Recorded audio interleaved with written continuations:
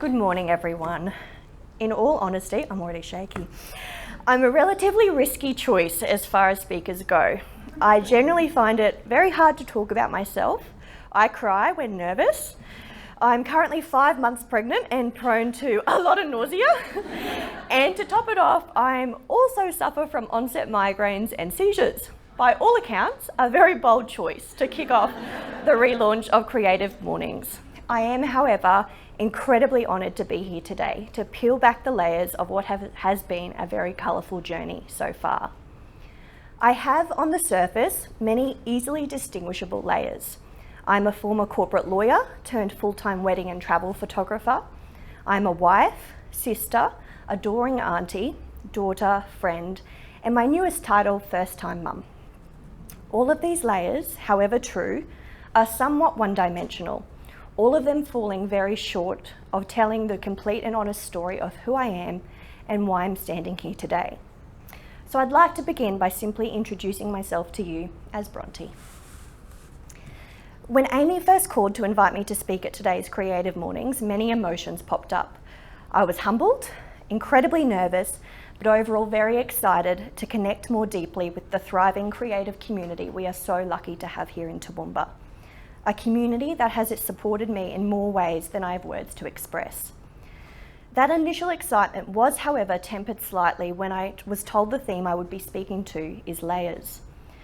The visual picture that immediately popped into my head prompted a very visceral response. I cringed. To me, layers are clean, distinct, and linear, like the layers of a lasagna, a trifle, a fruit roll-up, or vanilla slice.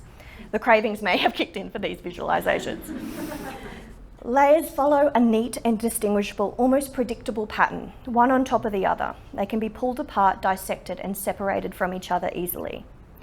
My journey to the person I am today and the business I have built has been anything but predictable, linear, or clean.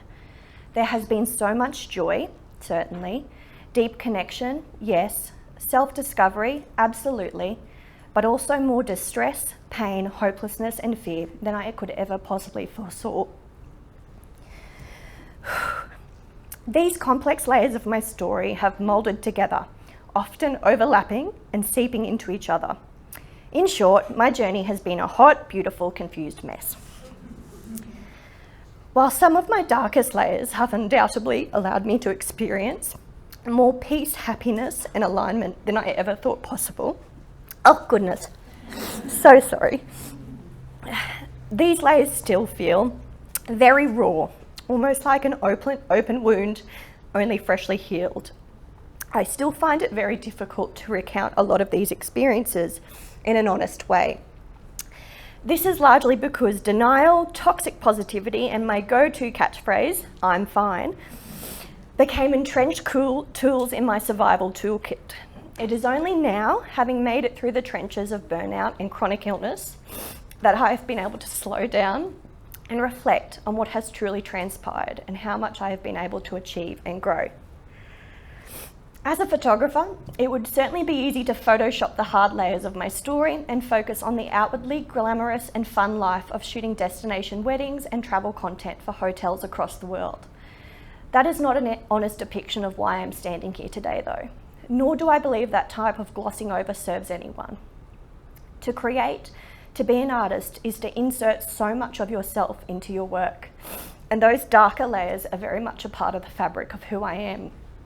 And I'm now just as proud of those layers as I am the sparklier parts of who I am. Now, I may sound quite brave here, I don't look it, but rest assured I'm standing before you more honest and vulnerable than I've ever been. I feel very exposed, but that's a very much a challenge that I need and welcome, and I hope is a more relatable and inspiring truth than simply telling you about the highlights of my life and business success. To take you through the layers of my story today, I would like to do so via something that has always been a great source of creativity and joy in my life. In many ways, it was my very first creative outlet, my wardrobe. The layers of my wardrobe bring me immense sense of joy, as each piece has the power to invoke a different feeling, a different memory. These layers have evolved with each passing season of my life, and if you were to peek inside, these different layers would probably tell you a lot about the complex and often contradictory layers of who I am. I actually used to be quite embarrassed to admit that clothes brought me so much joy. It seems shallow and vain to talk about clothes as having any potential for deeper meaning, but the same could absolutely be said for many creative pursuits. Photographs are just pretty pictures, art just paint on a canvas, movies just fluffy entertainment, clothes just outer layers. But like art, I've always found clothing to be so much more complex and deep. Clothes provide us with a protective layer, one that keeps us warm and safe from the elements. They can, however, also weigh us down, make us uncomfortable, restricted, self-conscious. Clothes have the capacity to allow us to express ourselves freely and honestly. They also have the capacity to hide other layers simmering beneath the surface. Some clothes we outgrow, other pieces, like a favourite hoodie, may stay with us throughout our lives, becoming tattered but also somehow softer as the years unfold. A comfortable and gentle reminder that amongst so much change, there are some reliable constants in life. In the past decade, I have shifted, repaired, stripped off and added so many layers to my wardrobe, like a revolving door of fabric, feathers, sequins and lots of activewear. Few of my beloved pieces have escaped unscathed. So today, let me take you through a hand of the most important. Before I begin, you may be wondering why the screen isn't full of beautiful photographs. My reasons for this are simple. Firstly, the layers of my story are much more raw and unpolished than the refined images in my portfolio, so it felt almost a bit misleading to show you such a glossy side when there are so many layers beneath. Secondly, I'm almost positive that many of you sitting before me today have similar layers in your own collection, and I would like to leave enough space for you to reflect upon your own story as I share mine. So layer 1, the original fashionista and her many, many necklaces. My love for fashion began early, with my mum often recounting how firmly I would insist on dressing myself for kindy each day, determined to choose the most joyful and likely totally offensive pattern and colour combinations. Indeed, this is how most children dress, with pure, unfiltered joy. Kids don't care if what they are wearing looks good. They simply care about how it makes them feel. Superhero costumes make them feel powerful and strong.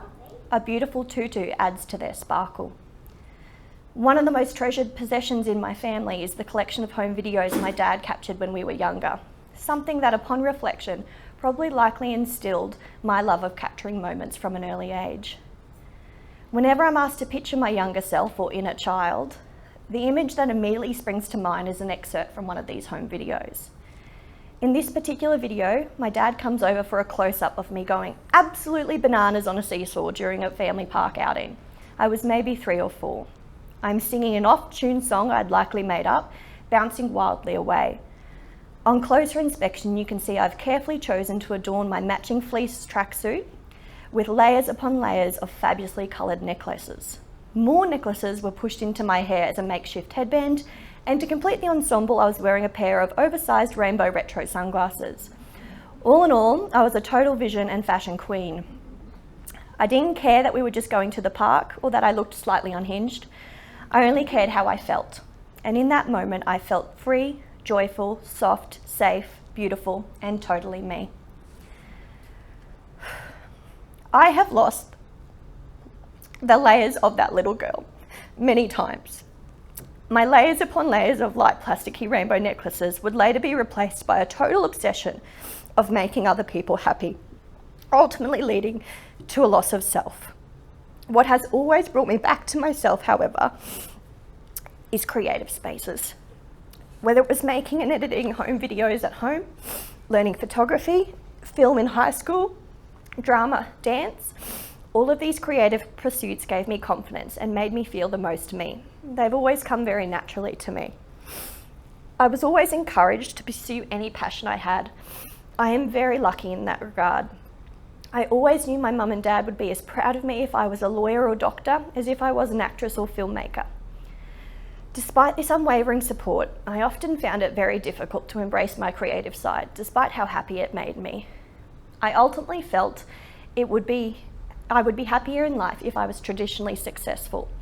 Law promised this, and so after finishing high school, I ditched the last of my rainbow necklaces, instead adding a collection of tailored blazers and suits to my wardrobe.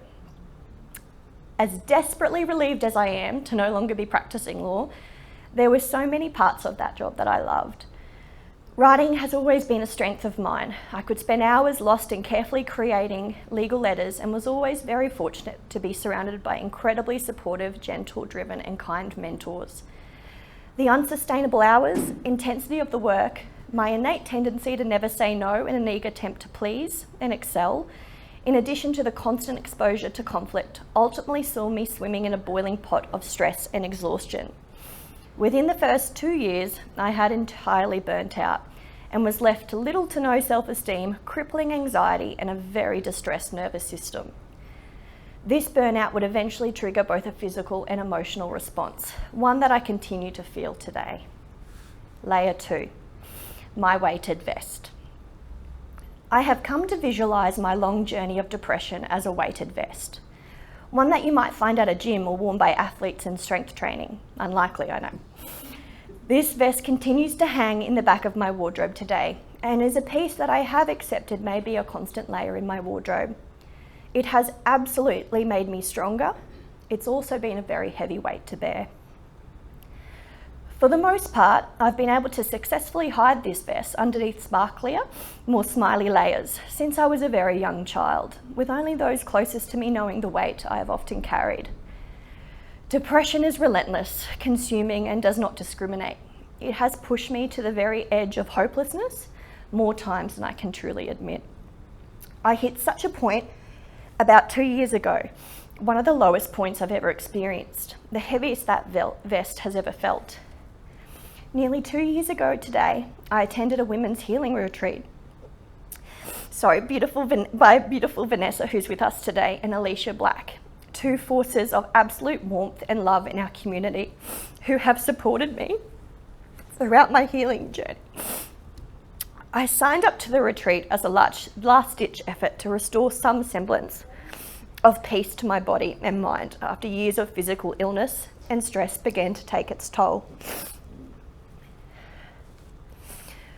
Prior to the retreat, I'd been battling nearly daily seizures and chronic migraines for close to 4 years.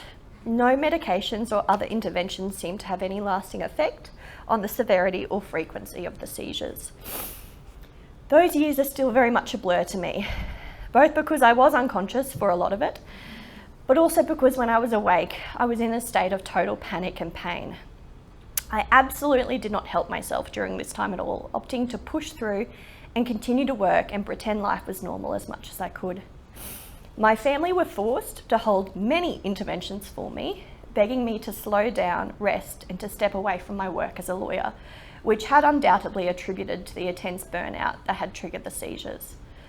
I would, on occasion, heed this very good advice and take time to rest, but would soon after fall into the same patterns of pushing things a little too hard. After all, no what 26-year-old wants to have a chronic health condition. No one wants their partner to have to become a full-time carer, helping them shower, reminding them where they are when they wake up confused. It wasn't glamorous, and in all honesty, was super traumatic. While my physical health was deteriorating, the more frightening side was the depression and the anxiety that the burnout brought with it. I once confided in my beautiful husband, Jake, that the seizures weren't actually the worst part for me. It was when I was awake that I was in the most distressed. At my worst, I would get between 2 to 3 hours of sleep per night. I would sometimes have multiple seizures overnight and wake up not knowing where I was. I would then wake up, cry my way through my morning shower, have a coffee, get dressed for work, and walk out into the world with the biggest smile on my face. In all honesty, I deserve an Oscar for the amount of performing I did throughout what would become the latest 6 years of my 20s. While people were certainly aware of what was going on, it is hard to ignore someone lying on the floor of their office. It was really my husband, Jake, that was truly privy to the absolute distress and physical toll this took on me. Jake's constant and absolutely unwavering gentleness, love and care is absolutely the reason I'm here today.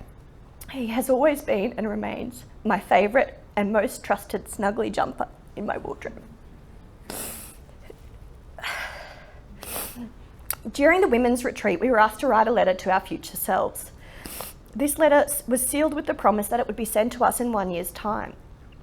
Although leaving the retreat with an overwhelming sense of hope, deep connection and love, my resistance to slowing down meant that my health would continue to deteriorate, eventually forcing me to step away from work completely.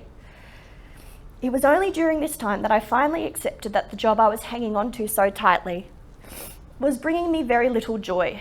In most part, I think I remained a lawyer for as long as I did, not because it made me happy, but because it made me feel like I was a successful and functioning member of society. I liked looking at my wardrobe at all the expensive suits and clean tailoring. This girl must have it together. When I told people I was a lawyer, they were instantly impressed and would tell me how smart I must be. At the time, I very much needed and relied upon that validation. Underneath those layers and custom-fitted suits, however, remained that weighted vest, which was becoming heavier and heavier and more difficult to hide or bear. Unable to sit still, it was during this time of forced rest that I began to explore the idea of taking on more photography work, largely as just a way to keep myself busy. I had always loved photography, purchasing my very first fancy camera in my final years of high school. Photography became a very important creative outlet for me alongside my legal career. If I wasn't in the office, I was off with Jake travelling and capturing our adventures along the way. It never actually occurred to me that I could make a career out of it. It was simply something I loved to do. When I'm taking photos, I am in an almost meditative state. My mind is clear and I'm just so incredibly happy and present. Layer 3, my sparkly era. I still cannot remember exactly what prompted me to hit post on my initial Instagram story offering to take family photos to anyone willing as a way of building my portfolio. I simply had an inkling that I should do it, and I did. I will say this, for all my failings, I am probably one of the most proactive people you will meet. The time it takes me from forming an idea to execution is fast and hard. I am as relentless and focused as I am impatient. If an opportunity doesn't exist, I will work tirelessly to create it. I'm quite proud of that quality, and it's why I've been able to achieve so much in such a short amount of time. I work very hard. This first and very simple act of posting an Instagram story to my page, only 18 months ago, marked the beginning of what is now a wonderfully exciting and fulfilling photography business. I still can't quite explain it, but being able to create and connect with people at such a simple level, taking photos, helped to ground me. It calmed my nervous system, quietened my mind, and for the first time in a very long time gave me a sense of confidence and hopefulness for the future. I learned very quickly that people weren't coming to me because I might be the best photographer in the world. They were coming to me for me, and that was enough. The weighted vest began to lift, and I somehow managed to find some of those sparkly rainbow necklaces again. Over the past 18 months, I've thrown myself into building my photography business. In the beginning, I wasn't sure exactly what the end game was. I just knew the type of work I wanted to create, the people I wanted to connect with along the way, and the kind of life I wanted it to allow for. Within a couple of months of launching, my calendar was fully booked out for family sessions. Jake and I began receiving more paid work for domestic and international travel brands, and I was even asked to capture my first wedding. At the end of 2023, I decided to finally hang up my lawyer's suit, a decision that, while scary, was completely freeing. I haven't looked back since. By leaving the law behind me, I created so much space in my metaphorical wardrobe to add and explore layers of myself that I had never had the mental space to envisage. As I have stepped further into the creative space, I have become more and more myself. My health, while still with its complexities, began to improve as I began to heal and recover. Layers that I used to see as weaknesses, like my sensitivity and gentleness, have become my biggest strengths. I've experienced more happiness, alignment, connection, and pride than I have ever felt.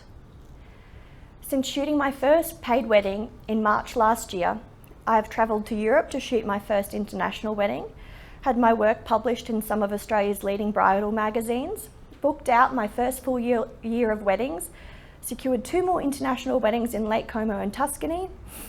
All in all, my business is thriving as much as I am. I was recently asked if the relatively quick growth of my business has brought with it a sense of imposter syndrome, and I can honestly say it has not. This is certainly not because I have any impenetrable ego or enormous confidence, quite the opposite.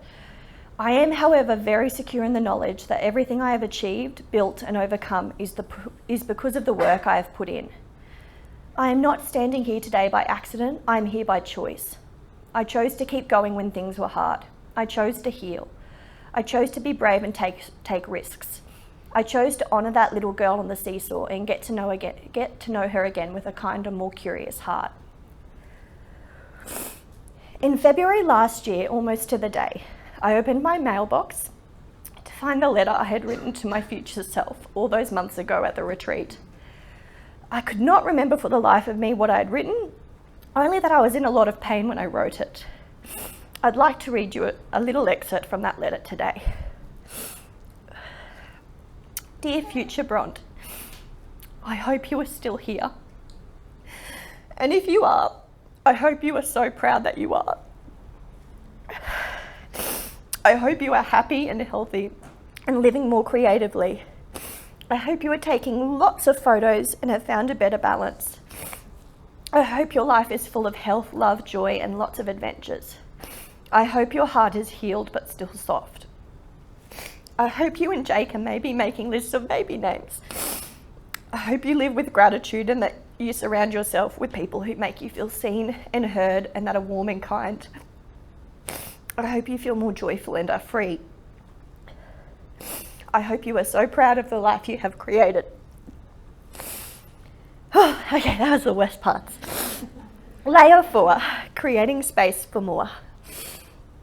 I stand before you today having found more parts of that necklace-clad little girl than ever before. I am so incredibly proud of the person that I am and the relentlessness that I keep getting up, dusting myself off and keep going. I know that little girl would be so proud of me. I am very proud of me. If I've learnt anything over the past decade, it's that tears in our layers are inevitable. Repairing those tears is optional. Embarking on a journey of healing has been the most challenging, confronting, but empowering experience of my life. Some cherished layers have been repaired and sewn back together. Other layers have been put to the side entirely. Others will undoubtedly remain with me, but I hope they carry less weight. This journey has taught me that to grow, to find you're happy, you have to create space for that, even if that means stripping back every comfortable layer and starting afresh. My very wise therapist once asked me what I loved most about photography. I instinctively responded that I loved that it allowed me to make people happy. He responded by telling me that you cannot make people happy. I initially rejected this sentiment and felt quite attacked by the comment, as I thought making people happy was actually my greatest skill and life's purpose. But no one can make someone happy, just as telling someone to calm down or not to stress doesn't lighten their load. When I was at my very lowest, no one could have made me happy. No one could have convinced me that I wasn't a burden. Instead, I needed a safe place. I can't make people feel confident in front of the camera. What I can do is create a gentle, warm space for them to relax, for them to feel at ease and beautiful.